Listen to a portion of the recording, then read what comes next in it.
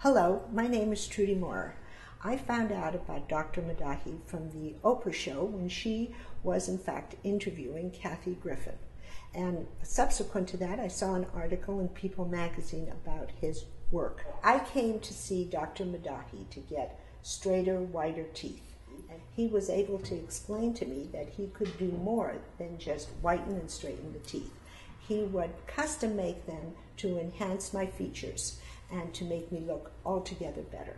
The process that Dr. Maddahi did in evaluating my teeth took around 2 weeks from beginning to the end, and he did achieve exactly what he promised. I actually came to see Dr. Maddahi despite the fact that I live in San Francisco. My time is very limited, but I wanted to go to the best person wherever he was located, and I was very fortunate to have found him and to have gotten the results that I hoped for. In the final analysis, I am very satisfied, and I want to say thank you, Dr. Maddahi.